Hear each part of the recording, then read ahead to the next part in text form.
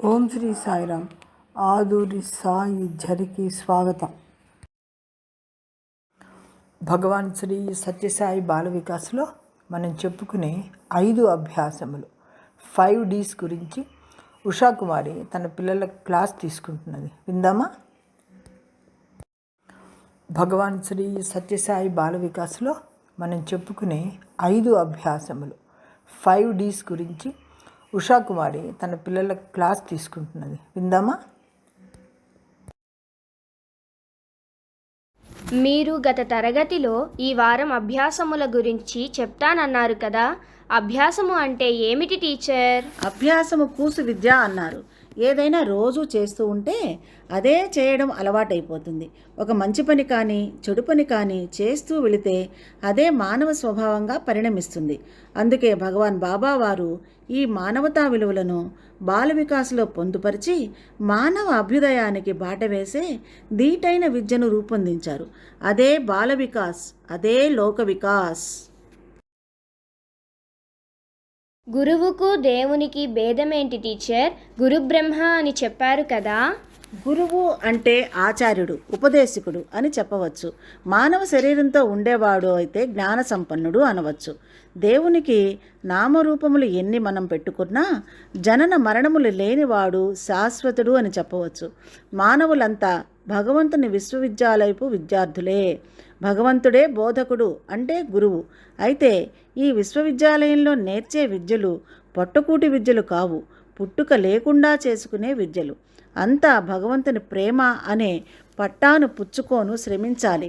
ఎన్ని విధాలైన పట్టాలు సంపాదించి ఎంత గొప్ప పదవుల్లో ఉన్నా భగవంతుని విశ్వవిద్యాలయంలో చేరి ఆధ్యాత్మికత వంట పట్టించుకున్నప్పుడే మానవ జన్మకు సార్థకత. టీచర్, మనకు అనేక విద్యలు అనేక కాలేజీల్లో చెప్తారు కదా. అవును, బాగా అడిగావు సౌమ్య.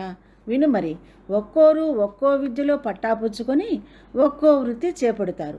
వారి వారి వృత్తుల్లో ధర్మబద్ధంగా సంపాదించి న్యాయబద్ధమైన జీవనం సాగిస్తూ సత్య మార్గంలో కొనసాగడం అనేది ఆధ్యాత్మిక విద్య వలనే పట్టుబడుతుంది. అదే మానవుని ఉన్న స్థితి నుండి ఉన్నత స్థితికి కొనిపోతుంది. అంతేకాదు, ఎంత గొప్ప పదవుల్లో ఉన్నా భగవంతుని ప్రేమను చూరగొనే సత్ప్రవర్తనతో జీవించినప్పుడే, ఆధ్యాత్మికతను వంట పట్టించుకున్నప్పుడే మానవ జన్మకు సార్థకత. చూడు, వీరంతా ఎంత గొప్ప పదవుల్లో ఉన్నా, ప్రధానమంత్రులైనా, రాష్ట్రపతులైనా, హైకోర్టు న్యాయమూర్తులైనా, ఇంకా పెద్ద పదవుల్లో ఉన్నా వీరంతా భగవంతుని గుర్తించి వచ్చి దర్శన స్పర్శన సంభాషణలు జరిపి తరించడంలోనే వారి గొప్పతనం తెలుస్తున్నది కదా. ఉషా, ఇది కూడా మనం పిల్లలకి చెప్పాలి రా బంగారు. అంతేకాదు పిల్లలు, స్వామి చెప్పిన ఈ పద్యం కూడా మనం ఈ సందర్భంగా గుర్తు చేసుకోవాలి.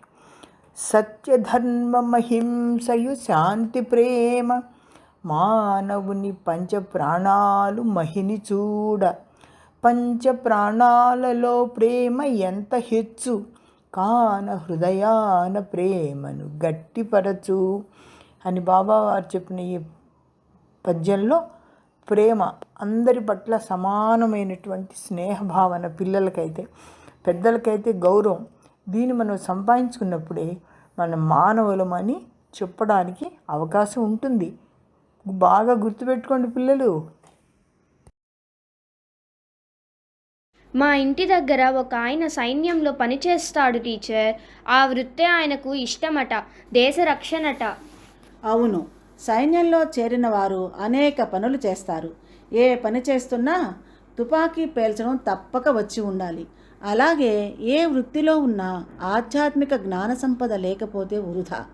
భగవంతుని విద్యాలయంలో నైతిక, భౌతిక, ధార్మిక, లౌకిక, వైజ్ఞానిక మార్గాలెన్ని నేర్చినా అన్నిటిలో అంతర్లీనంగా ఉండేది ఆధ్యాత్మికత.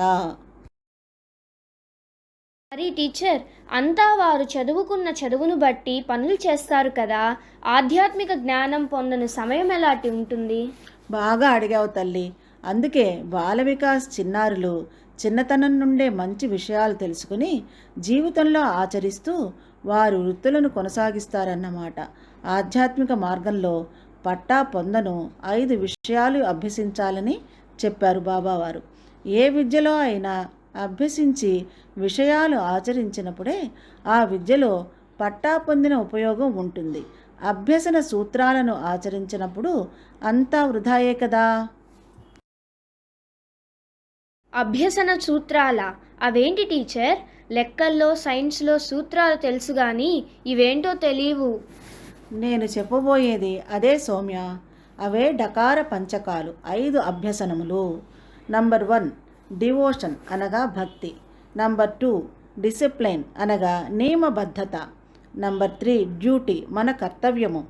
నంబర్ 4 డిస్క్రిమినేషన్ విచక్షణ. నంబర్ 5 డిటర్మినేషన్ దృఢ సంకల్పము.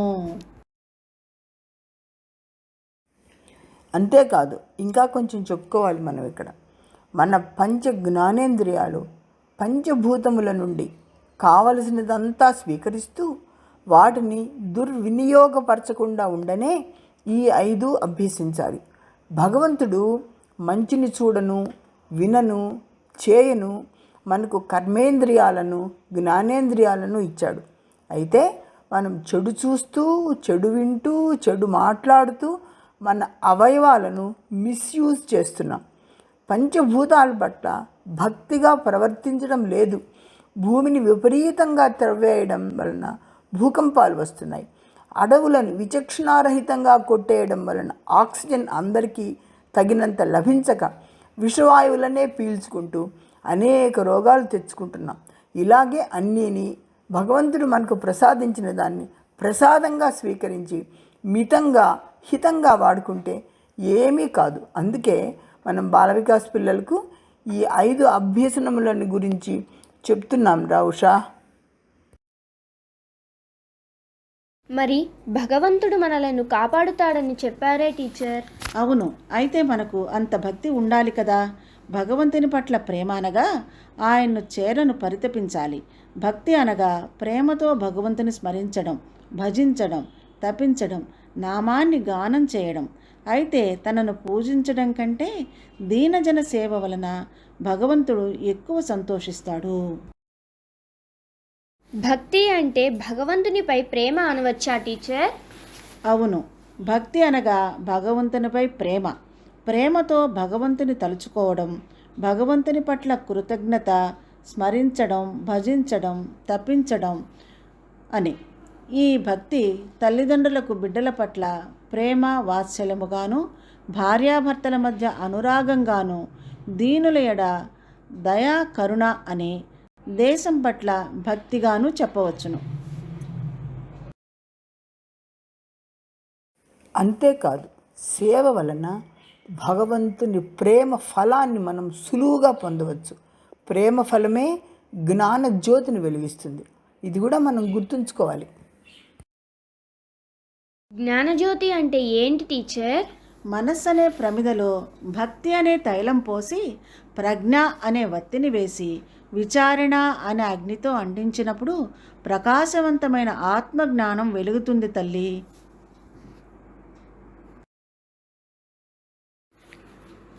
భక్తి లక్షణాలను చెప్తాను వినండి పిల్లలు. సమత్వం, కృతజ్ఞత, శరణాగతి, అందరి పట్ల సమభావన కలిగి ఉండటం, మనకు ఎవరు చిన్న మేలు చేసినా మరువక ధన్యవాదాలు చెప్పడం, ఎల్లప్పుడూ వారిని మరిచిపోకపోవడం, అదే కృతజ్ఞత. శరణాగతి అంటే భగవంతుని శరణుజొచ్చుట. శరణు శరణు శ్రీ సాయిష, సాష్టాంగ శరణం సర్వేశ అని సర్వం అర్పించడం. భగవద్గీత 18వ అధ్యాయంలో 66వ శ్లోకం. సర్వధర్మాన్ పరిత్యజ్య మామేకం శరణం వ్రజ, అహం త్వా సర్వపాపేభ్యో మోక్ష ఇష్యామి మా శుచః. శరణాగతి అంటే ఏమిటో వివరిస్తున్నది ఈ శ్లోకం. అన్ని ధర్మాలను వదిలి నన్ను శరణు పొందితే సమస్త పాపాల నుండి విముక్తి కలిగిస్తాను, దుఃఖించవద్దు అని ఈ శ్లోకం యొక్క భావం. మరైతే టీచర్, భగవంతునికి రోజు నమస్కరిస్తే భక్తే కదా? అవును, కానీ దీనిలోనూ చాలా రకాల భక్తులున్నాయి. వినండి చెబుతాను. 9 భక్తి మార్గాలు. శ్రవణం కీర్తనం విష్ణోస్మరణం పాదసేవనం అర్చనం వందనం దాస్యం సఖ్యం ఆత్మనివేదనం. శ్రవణం భక్తి పరీక్షత్తు, కీర్తనం రామదాసు, అన్నమయ్య, త్యాగరాజు, తులసీదాసు, మీరాబాయి, నారదుడు, తుంబురుడు. స్మరణం భగవంతుని లీలలను మనస్సులో నిలుపుకుని స్మరించడమే స్మరణ భక్తి. ఇందులో నామస్మరణం, రూపస్మరణం, స్వరూపస్మరణం అని 3 రకాలు ఉన్నాయి. ప్రహ్లాదుడు, ధ్రువుడు. 4 పాదసేవన భక్తి. లక్ష్మీదేవి, భరతుడు, గుహుడు పాదసేవ ద్వారా ముక్తులైనారు. అర్చన భక్తి పృథువు. వందన భక్తి అక్రూరుడు. దాస్యం హనుమంతుడు. సఖ్యం అర్జునుడు, సుగ్రీవుడు. ఆత్మనివేదనం తనను తాను పూర్తిగా సమర్పించుకొనుట బలిచక్రవర్తి, గోదాదేవి, మీరాబాయి. శ్రీరామాయణంలోని ఈ 9 విధ భక్తులు లోకానికంతటికీ ఆదర్శం. ధన్యో రామకథా శృతౌ చ హనుమాన్ వాల్మీక భూకీర్తనే సీతా సంస్మరణే తథైవ భరత శ్రీ పాదుకా సేవనే పూజాయాం శబరి ప్రణామకరణే లంకాధిపో లక్ష్మణే దాస్యే సఖ్యకృతేర్జ తను పరిత్యాగే జటార్ణవ అనే పద్యం ప్రకారం ఈ 9 మంది భక్తులు వరుసగా హనుమంతుడు శ్రవణ భక్తుడు, వాల్మీకి మహర్షి కీర్తన భక్తుడు, సీతమ్మ స్మరణ భక్తురాలు, భరతుడు పాదుకా సేవన భక్తుడు, శబరి భక్తితో రాముని పూజించి తరించింది, విభీషణుడు ప్రణామ భక్తుడు, లక్ష్మణుడు దాస్య భక్తుడు, సుగ్రీవునిది సఖ్యభక్తి, జటాయువు శరీర పరిత్యాగ భక్తుడు. అన్ని మతాలు ఒకే ఆధ్యాత్మిక వృక్షం యొక్క వివిధ శాఖలు. అన్నీ ఆ ఆధ్యాత్మిక వృక్షంతో సంబంధం కలిగి ఉంటేనే జీవశక్తిని పొందగలవు. అన్ని మతాల్లోనూ భక్తి అనే పదం ఉంది కదా టీచర్? అవును, అన్ని మతాలు ఒకే ఆధ్యాత్మిక వృక్షం యొక్క వివిధ శాఖలు. అన్ని ఆధ్యాత్మిక వృక్షంతో సంబంధం కలిగి ఉంటేనే జీవశక్తిని పొందగలవు. మతం అంటే ఏమిటో వివరించవచ్చు, కానీ నిర్వచించడం అసాధ్యం. ఎందుకంటే నిర్వచనం జ్ఞానానికి ఆది తుది. అన్ని మతాలను సమానంగా నిర్వచనం చేయడం అసలు సాధ్యమే కాదు. దేవత, దెయ్యం, మరేదైనా సరే అన్ని మతాలకు సమానంగా లేవు. మతం కూడా సైన్స్ లాగే మానవ జీవితాన్ని సుకరం చెయ్యాలనే తలంపుతోనే బయలుదేరింది. మతము, సైన్సు రెండింటి లక్ష్యం మానవునికి ఉన్న అభద్రతను తొలగించడమే. జ్ఞానం అభద్రతను, వ్యాకులతను తొలగిస్తుంది. ఏ జ్ఞానం ఈ అభద్రతను తొలగిస్తుంది అంటే పారలౌకిక జ్ఞానం అంటుంది మతం, లౌకిక జ్ఞానం అంటుంది సైన్సు. ఏది ఏమైనా మన హిందూ మతానికి సైన్సుకు సంబంధం మాత్రం ఉంది. మన ఆచారాలన్నీ కూడా సైన్సుబద్ధమైనవే. ద్రౌపది భగవంతుని సర్వవ్యాపకత, సర్వజ్ఞత, ఆయన సర్వశక్తిలో పరిపూర్ణ విశ్వాసము, నిరంతర సాధన, నామస్మరణ వలన సర్వకాలాల్లో ఆయన రక్షణ పొందగలిగింది. త్యాగానికి సంసిద్ధత, ఆత్మవిమర్శ, ఇంద్రియ నిగ్రహము, ప్రాపంచిక విషయాలలో అనాసక్తత, నిస్వార్థత, దృఢత్వము భక్తుని యొక్క లక్షణాలు. వీటిని సాధించడమే భగవంతుని పట్ల భక్తి కలిగి ఉండడం. ప్రశాంతత భక్తికి ఒక ముఖ్యమైన లక్షణము. భగవంతుని పట్ల కృతజ్ఞతే భక్తి అని బాగా చెప్తున్నా ఉషా, పిల్లలకి అర్థమయ్యేలాగా. అయితే ఇంకా కొంచెం చెప్తే బాగుంటుందని నేను మధ్యలో చెప్తున్నాను. Devotion is a deep ocean. భక్తి అనేది అనంత సాగరం. ఆనందానికి పొంగక, నిరాశకు కృంగక, నిరంతరం ఒకే విధంగా ఉండటమే భక్తి లక్షణం. ఏది లభించినా అది తమ మంచికే, భగవత్ ప్రసాదమే అనే విశ్వాసం కలిగి ఉండటం. ఉదాహరణగా మనం కుంతి, పాండవులు, త్యాగరాజు, ఇంకా చాలామంది ఉన్నారు. ఈ భక్తులందరినీ గురించి మనం చెప్పుకోవచ్చు. పిల్లలు, క్రమశిక్షణ అంటే ఏ పనినైనా సరిగా చేయడం అని మీ ఉషా టీచర్ చెప్తున్నారు కదా. మనం చెప్పుకుంటున్న ఈ 5 అభ్యాసాలలో రెండవది అదే. డిసిప్లైన్, నియమబద్ధత, క్రమశిక్షణ. నశ్రేయో నియమం వినా. మానవత్వం నియమ నిష్టలపైన ఆధారపడి ఉంటుంది. నియమబద్ధత అంటే క్రమశిక్షణ చిన్నతనం నుండే అలవడాలి, పెద్దయిన తర్వాత రాదు. క్రమశిక్షణ ఉన్నవారు ఎలాంటి ఆపదలనైనా పరిస్థితులనైనా ఎదుర్కొనగలుగుతారు. క్రమశిక్షణ మనోధైర్యాన్ని ఇస్తుంది. దీనికి సత్శీలత, సత్ప్రవర్తన ముఖ్య లక్షణాలు. ఉదాహరణకు మనము శ్రీరామచంద్ర ప్రభుని గురించి చెప్పుకోవచ్చు. ఖచ్చితమైన క్రమశిక్షణ పాటించి మానవులకు ఆదర్శమూర్తి అయినాడు శ్రీరామచంద్రుడు. క్రమశిక్షణ అంటే ఏమిటి టీచర్? చెప్తాను వినండి. Nature is the best teacher. క్రమశిక్షణకు ప్రకృతి మానవులకు మంచి ఆదర్శం. ప్రకృతిలోని సూర్యచంద్రులు, నక్షత్రాలు, పర్వతాలు, వృక్షాలు, ఋతువులు, మేఘాల నుండి వర్షాలు ఇవన్నీ ఒక క్రమ పద్ధతిలో తమ కర్తవ్యాలను నెరవేరుస్తున్నాయి. పంచభూతాలు, ఖగోళంలోని గ్రహాలన్నీ ఒక నియమం ప్రకారం తమ కర్తవ్య నిర్వహణ చేస్తున్నాయి. జంతువులకు సైతం ఈ క్రమశిక్షణ ఉంది. వాటికి దాచుకోవడం తెలియదు. తృప్తి వాటి యొక్క సహజ నైజం. స్వామివారు అంటారు కదా, నియమ నిబంధనలకు విరుద్ధంగా మానవుడు ప్రవర్తించడమే నేటి ప్రకృతి విపత్తులకు కారణం అని. బాబావారు తమ బాల్యం నుండే క్రమశిక్షణను పాటిస్తూ సమాజానికంతా ఆదర్శమూర్తిగా నిలిచారు. నా జీవితమే నా సందేశం అని స్వామి ఆచరణపూర్వకంగా చెప్పారు. ఆత్మనిగ్రహం, ఆత్మవిశ్వాసం, ఆధ్యాత్మికత ప్రగతికి మెట్లు. స్వామివారు బాల్యంలో చాలా క్రమశిక్షణ పాటించారని మీరు చెప్పారు కదా టీచర్? అవును, బాగా గుర్తుంచుకున్నావు తల్లి. బాబావారు తమ బాల్యం నుండే క్రమశిక్షణ పాటిస్తూ సమాజానికంతా ఆదర్శమూర్తిగా నిలిచారు. నా జీవితమే నా సందేశం అని స్వామి ఆచరణపూర్వకంగా చెప్పారు. ఆత్మనిగ్రహం, ఆత్మవిశ్వాసం, ఆధ్యాత్మిక ప్రగతికి మెట్లు. ఆకలికి, చలికి బాధపడే వారికి సేవ, నీటి సేవ, అపరిగ్రహము, పుష్పగిరి తిరణాలలో సేవ, ఇంటి గుట్టు కాపాడడం, అన్న కొట్టినా అమ్మకు కూడా చెప్పకపోవడం, వీటి ద్వారా పెంపొందించుకునే గుణాలే ఆత్మనిగ్రహం, ఆత్మవిశ్వాసం, ఆధ్యాత్మికత.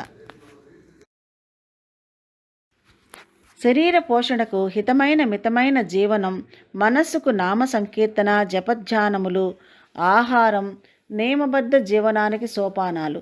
అతి తిండి, అతి నిద్ర, అతి భాషణం మానవుని అపవిత్రునిగానే గాక బద్ధకస్తునిగా కూడా మార్చి క్రమశిక్షణకు దూరం చేస్తాయి.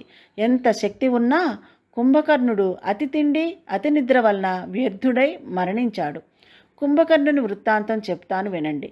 కుంభకర్ణుడు రామాయణంలో రావణుని తమ్ముడైన ఒక రాక్షసుడు. అసాధారణ బలవంతుడు, మహాకాయుడు. కుంభకర్ణుడు విశ్రవసుమనువునకు కైకసికి అసుర సంధ్య వేళలో గర్భస్థుడై జన్మించిన సంతానం. ఈ రక్కసుడు మహాఘోర తపస్సు చేసి వరము అడుగుబో వేళ్లకు దేవతల ప్రార్థనల వలన సరస్వతీదేవి వాని నాలుకేందు ప్రవేశించి నిద్ర కావలను అని పలికించెను. అది కారణముగా వాడు ఎల్లప్పుడూ నిద్రపోవచుండెను. వానికి నిద్రాభంగం అగువేళ చావు సంభవించును అనే నియమం ఉన్నందున రాముడు రావణునితో యుద్ధము చేయ సందర్భమున రావణుడు నిద్రించుచున్న కుంభకర్ణుని నిద్రలేపి యుద్ధమునకు పంపగా వాడు రాముని చేతిలో మరణించాడు. కనుక అతి తిండి, అతి నిద్ర మాత్రమే కాదు, ఏది కూడా అతిగా చేయడం పనికిరాదు. స్వామివారు ఎన్నో పర్యాయములు చెప్పిన మాటలను ఇప్పుడు గుర్తు తెచ్చుకుందాం. See good, do good, be good, hear good. See no evil, do no evil, hear no evil. Start the day with love, spend the day with love, end the day with love. That is the way to God. వేగంగా పారే నదికి ఆనకట్ట లేకపోతే పక్కనే ఉన్న గ్రామాలను ముంచివేస్తుంది. క్రమశిక్షణ లేని మానవుని యొక్క జీవితం శారీరక, మానసిక, ఆధ్యాత్మిక శక్తులను వృధా చేస్తుంది. సింపుల్ లివింగ్, హై థింకింగ్ మానవుని జీవితాన్ని నియమబద్ధంగా నడుపుతాయి. మన శరీరమే మనకు ఆదర్శం. ఉష్ణోగ్రత హెచ్చినా తగ్గినా రోగమే. మనం ధరించే అన్ని వస్తువులు మనకు తగిన సైజులో ఉంటేనే ధరించగలం. ఆహార విహారాలలో సైతం నియమాలు అవసరం. ఒక్క మారు తినేవాడు యోగి, 2 మార్లు తినేవాడు భోగి, 3 మార్లు తినేవాడు రోగి అన్నారు స్వామివారు. మన జ్ఞానేంద్రియాలు సైతం వాటి స్థాయికి తగ్గట్లు కళ్ళు వెలుగును, ముక్కు వాసనను, చర్మం వేడిని, నాలుక ఉప్పు కారాలను, చెవులు శబ్దాలను వినగలవు. ఎక్కువైతే అవి పనిచేయవు. అంటే మన కోరికలే మనలను దుఃఖానికి గురిచేస్తాయి. అందుకే స్వామివారు సీలింగ్ ఆన్ డిజైర్స్ అనే ఆధ్యాత్మిక నియమాన్ని పాటించమన్నారు. ఆహారము, సమయము, ధనము, నీరు, విద్యుత్తు, శారీరక మానసిక శక్తులు ఏది కూడా వృధా చేయరాదు. ఈ క్రమశిక్షణ మానవునికి ఆనందం కలిగిస్తుంది.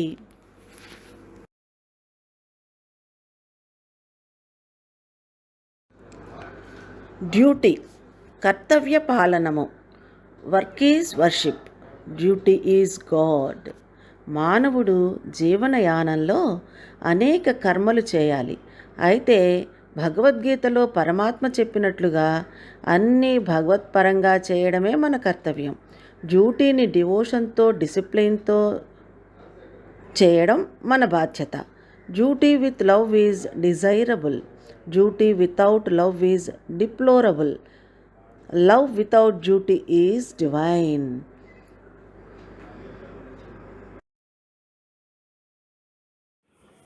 ప్రతి ఒక్కరూ అటు కుటుంబంలో ఇటు సమాజంలో తమ కర్తవ్య నిర్వహణ తామే తెలుసుకొని చక్కగా మసులుకోవాలి.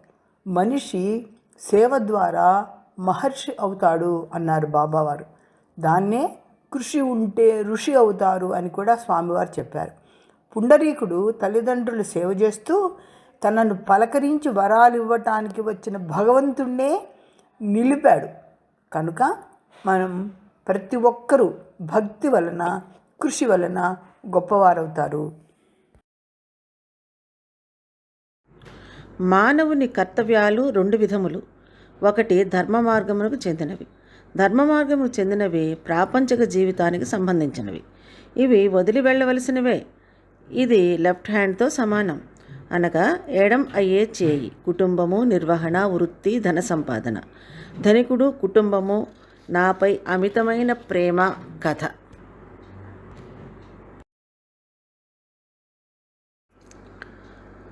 రెండు బ్రహ్మ మార్గమునకు చెందినవి. మోక్షాపేక్షతో చేసే కర్మలు భజన, ధ్యానము, సత్సంగము, సేవ, సాధన మొదలైనవి.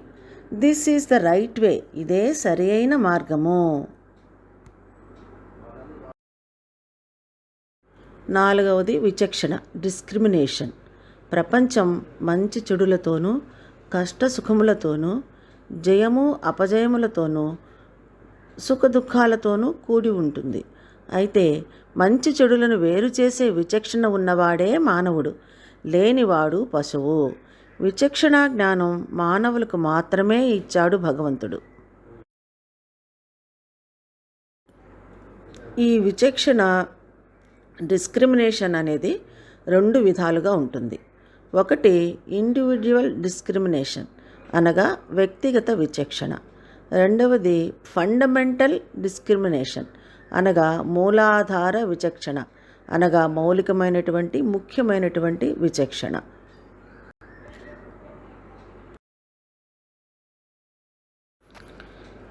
మొదటిది ఇండివిజువల్ డిస్క్రిమినేషన్, వ్యక్తిగత విచక్షణ. స్వప్రయోజనం కోసం చేసేవి. కోరికలు తీరనిచో అశాంతి, నిరాశ, కష్టము, బాధ కలుగుతాయి. ఉదాహరణకు సీతమ్మ ధన కనకాలు వదిలి రాముని చేరింది. కానీ బంగారు లేడిని కోరి రామునికి దూరమైంది. స్వామివారు బాల్యంలో అపరిగ్రహం వలన ఆత్మగౌరవం చూపి ఆదర్శం అయ్యారు.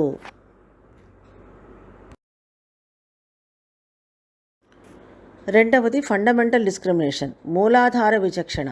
స్వార్థరహితంగా సమాజం కోసం, దేశం కోసం చేసే నిర్ణయాలు. శ్రీరామచంద్రమూర్తి ప్రజల నుండి వచ్చిన అపనింద కారణంగా సీతను అరణ్యాల్లో వదిలాడు. స్వప్రయోజనం కన్నా ప్రజావాక్యానికి విలువనివ్వడం ఇది. త్యాగరాజు శరభోజ మహారాజు ఇచ్చిన కానుకలు తిరస్కరించి నిధి చాల సుఖమా రాముని సన్నిధి చాల సుఖమా అని అన్నాడు.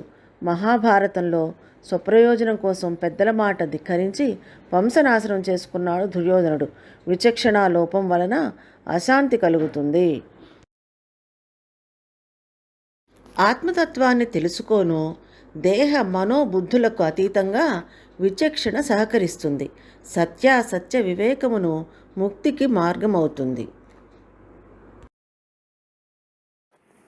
పిల్లలు, చివరిది 5వది అయిన దృఢ సంకల్పము, డిటర్మినేషన్ గురించి చెప్తాను వినండి.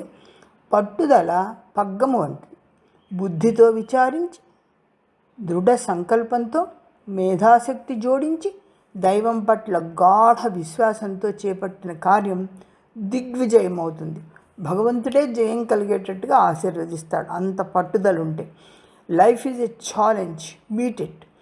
దృఢ సంకల్పంతో, దైవ విశ్వాసంతో ఎంతటి పనినైనా సాధించడం కపులకు సాధ్యమైంది. కపులన్నీ కలిసి అంత పెద్ద సముద్రానికి వారధి కట్టడానికి రామ రామ రామ రామ అనే నామస్మరణ, సంపూర్ణటువంటి విశ్వాసం వలన దృఢ సంకల్పంతో వారధి కట్టగలిగారు. ఆ రోజుల్లో ఏమన్నా సిమెంట్ ఉందా, ఇంకేమన్నా ఉందా? కేవలం రామనామమే సిమెంట్ అయింది. చక్కగా వారధి కట్టి అందరు దాటి అటువైపు లంకకు వెళ్ళగలిగారు. కనుక కపులే వారధి కట్టగలిగింది. మానవులు అయిన మనం దృఢ సంకల్పంతో, భగవంతుడి మీద గట్టి నమ్మకంతో, పట్టుదలతోటి ఉన్నట్లయితే తప్పకుండా మనం జయము సాధించగలుగుతాము. అదే ఈ 5వదైన దృఢ సంకల్పం. ఆధ్యాత్మికంగా నేను నుండి మనం వైపు సాగే ప్రయాణంలో అన్ని సమస్యలను దాటుకొని స్థూల సూక్ష్మ దేహాలకు అతీతమైన కారణదేహాన్ని తెలుసుకునే వరకు పట్టు వదలక సాగాలి. ధ్రువుడు, ప్రహ్లాదుడు, మార్కండేయుడు పసిబాలురైనా దైవ విశ్వాసంతో కైవల్యం సాధించారు. హరిశ్చంద్రుడు సత్యాన్ని వదలక కష్టాలను ఎదుర్కొని విజయం సాధించాడు. శ్రీరామచంద్రుడు సత్యధర్మములను వదలక వనవాసం చేసి దుష్ట సంహారం కావించాడు. బాలుడైన నచికేతుడు పట్టుదలతో యముని నుండి జ్ఞానాన్ని, వరాలను పొందాడు. ఏ పనికైనా దృఢ నిశ్చయము, పట్టుదల, భగవద్విశ్వాసము కలిగి ఉంటే విజయము మనదే అవుతుంది. ఇందుకు కావలసిన సాధనములు ఏంటంటే జపము, ధ్యానము, గాయత్రి ఉపాసన, శరణాగతి తత్వము. ఇవి మనం నేర్చుకోవలసింది. ఈ 5 డీలను మన శరీరంలో భాగాలతో పోలిస్తే భక్తి తలతోనూ, కర్తవ్యము శరీరముగాను, నియమబద్ధత మన కాళ్ళు, విచక్షణతో కూడిన పట్టుదల ఉంటే అంతా విజయమే.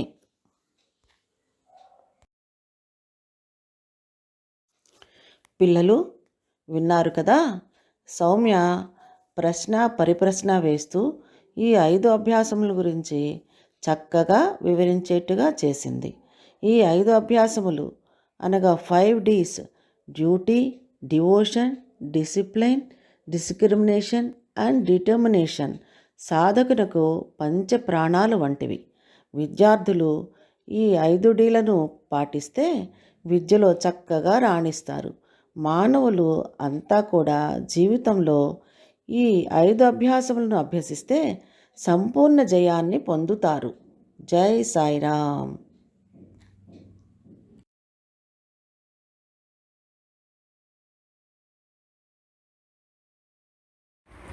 భగవాన్ శ్రీ సత్యసాయి బాల వికాస్లో మనం చెప్పుకునే 5 అభ్యాసములను నెల్లూరు జిల్లాకు చెందిన సీనియర్ బాల వికాస్ గురువు ఉషాకుమారి తన పిల్లలకు చక్కగా చెప్పింది. మధ్యలో నేను దూరి కొన్ని విషయాలు చెప్పాను. మొత్తం మీద 5 అభ్యాసములను అందరం కలిసి సంగ్రహంగా చెప్పుకున్నాం. ఇది అందరికీ కొంతైనా ఉపకరిస్తుందని భావిద్దామా? సాయిరాం.